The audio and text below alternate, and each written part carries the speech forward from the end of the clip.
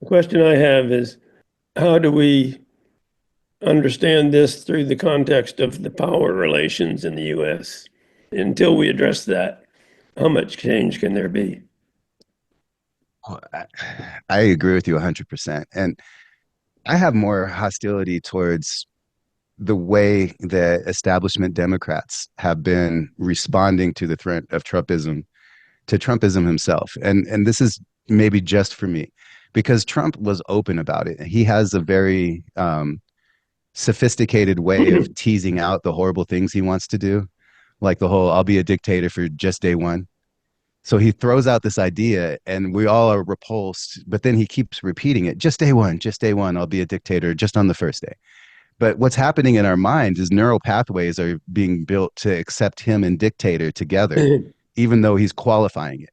And we see this over and over and over again. Like we're going to get rid of the undesirables, or he said poisoning the blood of Americans, and all the crazy Mein Kampf style stuff that they've been floating for almost what 15 years now. um it builds up and it actually kind of reduces our reaction to it, I think. So what's been happening, in my opinion, is that the Democrats have strategically been playing into it with cycles of outrage but no action. And I don't know if you are aware of a guy named Russ Vogt. I did a whole video on Christian nationalism being a threat to the United States, and there's some really great reporting that I recycle in that video, and I give credit to the original reporters, of course, too. And you have like Senator Josh Hawley and other people literally rebranding Christian nationalism as like not antithetical to the American experiment, but the reason we have the founding fathers and stuff, and just total historical revisionism. Um, and so, to get to your point more specifically, how do we deal with the power dynamics? I think because of um, the establishment Democrats Party not giving, especially black and brown people, um, anything substantive when it came to advancement of their lives. I think people finally got to a breaking point where a lot of folks would rather take a gamble than just keep voting for, the lesser of two evils. And I know that sounds terrible right now, but I think it's true. And I think the only thing we have between now and the midterms is to mobilize. And I even launched a project called Vote Blue, Except You Know Who, instead of Vote Blue, No Matter Who. It was kind of a play on how they really did Bernie wrong, and, kind of took the nomination from him right at the right time when his movement was really growing. And the idea for me is we have to flip the House, and we should try to flip the Senate if possible. And to do that, you kind of have to vote split ticket or straight party Democrat, and then look for the ones who still have massive foreign interest lobby money, who still have a massive military industrial complex, lobby money. And let's primary them as much as possible. But then when it comes to the actual midterms, just straight ticket blue to put a check and balance on the president. Because I don't think the Republican Party has it within itself to do anything against Trump, at least for another year, and probably not unless they're ousted.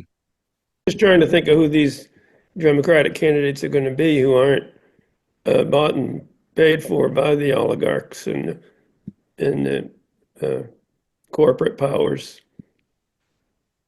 I You don't know, think they really exist, but I do think there's such anger in society right now, and a lot of people have switched to being independent or third party voters, that I think we can primary the heck out of all of these people. We probably don't have the standing and won't build it within a year and a half, to be successful, but the message will be sent. And so, like, I originally launched the Vote Blue Except You Know Who uh, about 4 months before Biden was pushed out of the race. And my idea was to um, basically say vote split ticket, vote for Jill Stein or any third party candidate of your choice at the presidential level, and then vote straight ticket Democrat, except for people you just couldn't bring yourself to vote for. Um, when it came to the down ballot races. And then I came across the idea of vote swapping, where you would basically be able to like work if you were in a safe state like Colorado, where I'm at. I could partner with somebody in a swing state, and if I partnered with them, then I would vote against Kamala Harris for them, and then they would vote against Trump in a swing state. And the whole idea was to send a message and then try our best to prevent what we have now. It was a Republican trifecta, and more specifically, a MAGA trifecta, right? Um, but that didn't happen. So now I'm hoping that people will start thinking about uh, doing two things at once, which is really hard because most people don't vote. Um, and most people don't pay attention until right before the election, which is again why I really appreciate you guys inviting me today.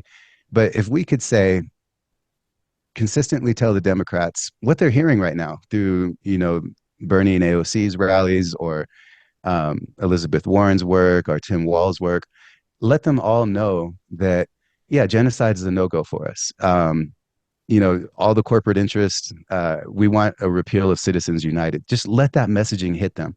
Start asking them for things like, why aren't you introducing legislation to put limits on the War Powers Act? Why aren't you, introducing legislation to limit, any kind of domestic use of the military? You should be doing these things, even if you know they'll fail, because we want to see the fight.